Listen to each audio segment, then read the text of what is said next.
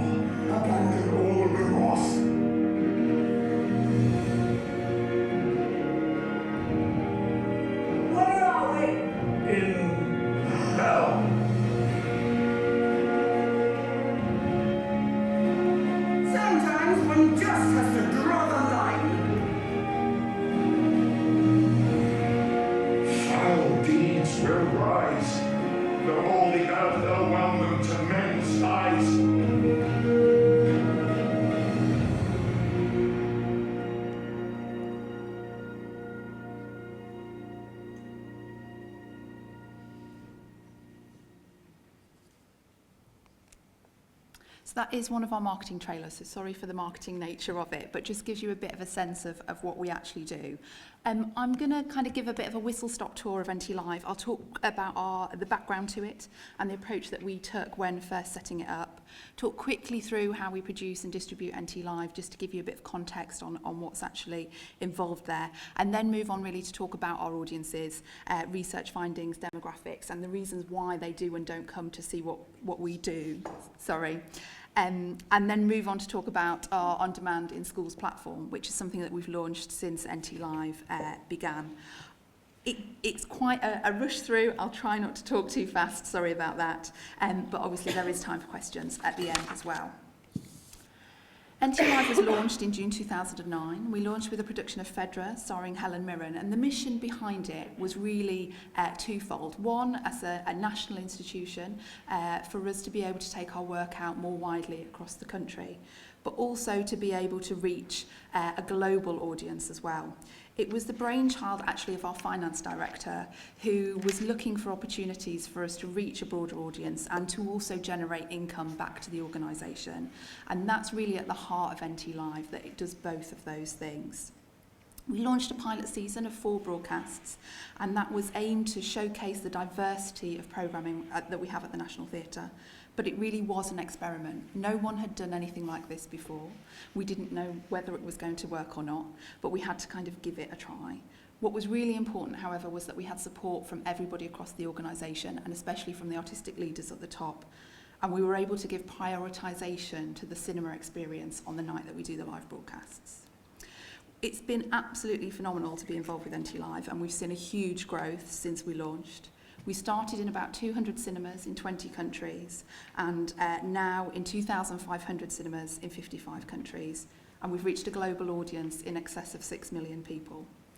As you saw from the trailer, we've done more than 50 broadcasts to date, and we now account for about a quarter of the National Theatre's audience across the year. So the ability in just a few years from launch for us to be able to reaching a quarter more people than we can in our home on the South Bank in London, and through our touring work across the UK and internationally, and our Broadway transfers, it's absolutely phenomenal for NT Live. We have a really engaged and enthusiastic audience, and I'll come on to talk more about them at the end. Event cinema is what the film industry, the cinema industry refer to as anything which is not film content. So opera, sport, theatre, ballet, music.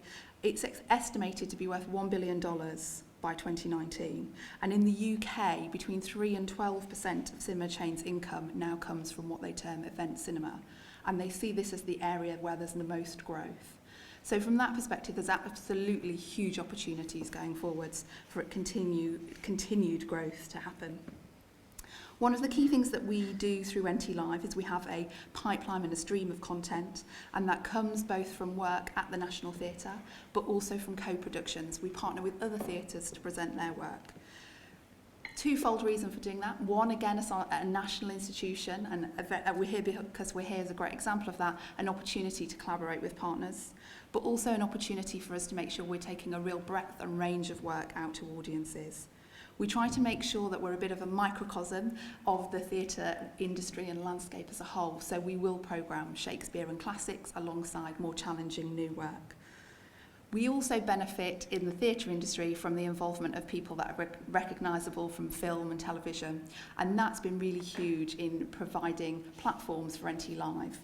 So you saw in the trailer Benedict Cumberbatch, Helen Mirren, people with whom the opportunity to see a theatre performance up close and live, we've really benefited from bringing that audience to NT Live. But one of the key things about it is the distribution, and I'll come on to talk about that as well. The fixed costs associated with recording the production haven't really changed a huge amount since 2009.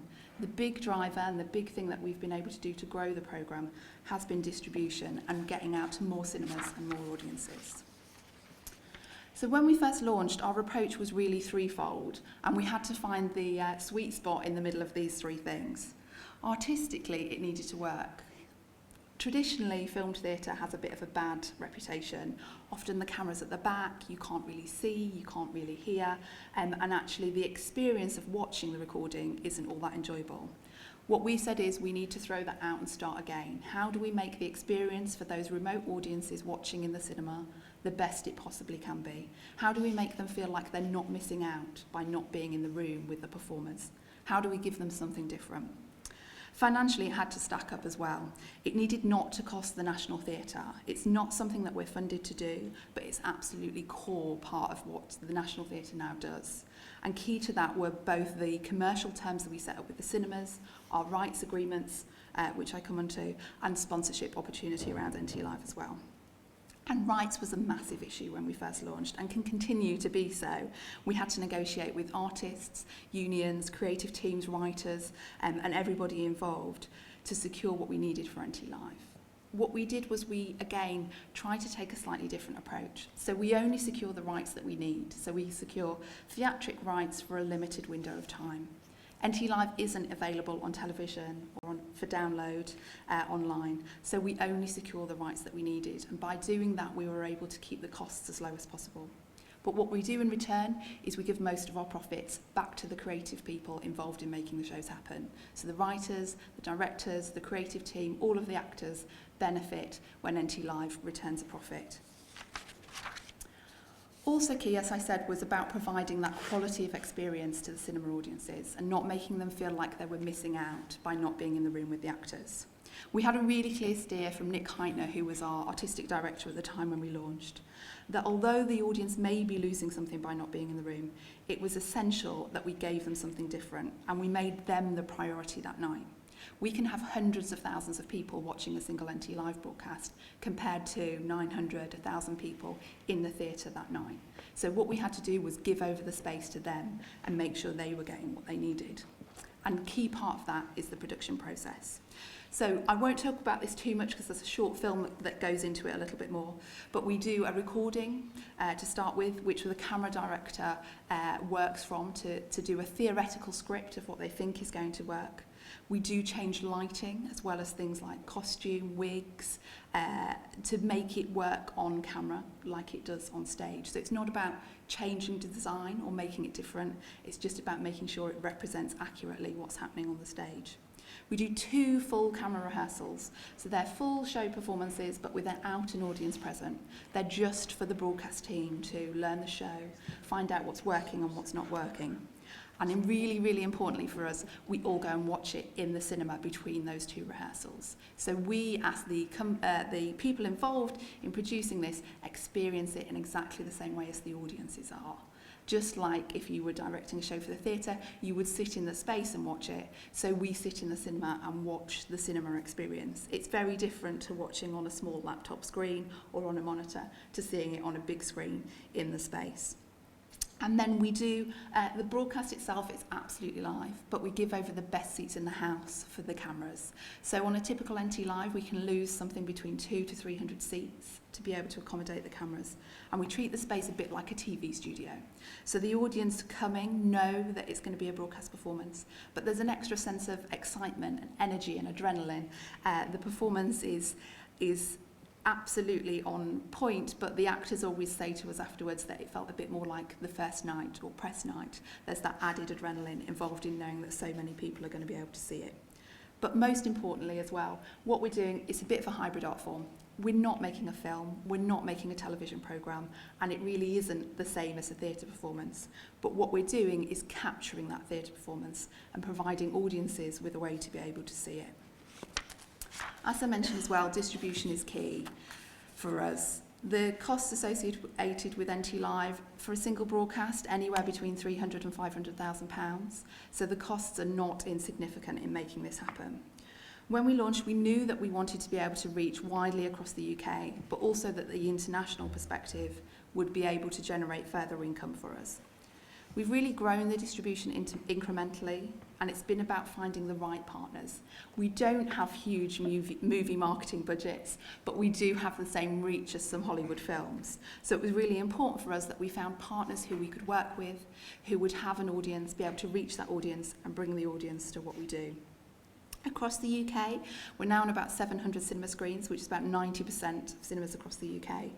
And we're adding new international territories all the time. We launched in China in 2015, and that partnership has now delivered an audience almost of 150,000 people. We recently launched in Argentina, Brazil, Puerto Rico, to name but a few. The key thing internationally that we've found has changed things is providing subtitles. And language is often the issue when it comes to theatre performances because it's so much about the language. We broadcast live with English subtitles across Europe, but also translate into a further 8 languages that are available. And it's always going to be something that I think we need to tackle, and that is potentially a barrier to us reaching more widely across the world. Different art forms have different challenges, but language is always going to be at the heart of theatre. In terms of the audience for NT Live, 46% of it now comes from outside of the UK, and that international audience is really, really important to us, and that's where we see the opportunity for continued growth from an NT Live perspective. I'm going to show you another short film now. Sorry, I do appear in it, so you have to hear from me a little bit more. But it just really takes you behind the scenes and shows you what making an NT Live involves. It was made for a broadcast we did a couple of years ago called The Bow Stratagem, and focuses on that particular production process, but hopefully gives you a bit of an insight. So that's how we make NT Live and what goes into producing each of the broadcasts. I want to move on now just to talk a little bit about the audience for NT Live and the research reports and findings that we've had. This is an amalgamation from a number of research projects that we've done over the course of NT Live. But what we found is that there's a really engaged and enthusiastic audience, and they do really have a loyalty to NT Live. They want to come to about 5 or 6 performances that we do a year. We typically do between about 12 and 15. And they're very, very engaged and vocal, both on social media and on all of our digital channels. We get a much higher engagement with content, with emails that we send out through NT Live than even we do just for the National Theatre. Actually, what we found as well is that the attendance for the live cinema events encourages attendance of other theatre events. So there's a real crossover in audiences. What they're not doing is making the choice between cinema versus theatre, but tend to be people that are more engaged generally in the arts, and so are attending more events. And this, the event cinema, the live cinema broadcasts are in addition to what they're already doing. Surprisingly, we've actually found and continue to find higher levels of emotional engagement between the people who are watching the production in the cinema versus those that are watching in the theatre.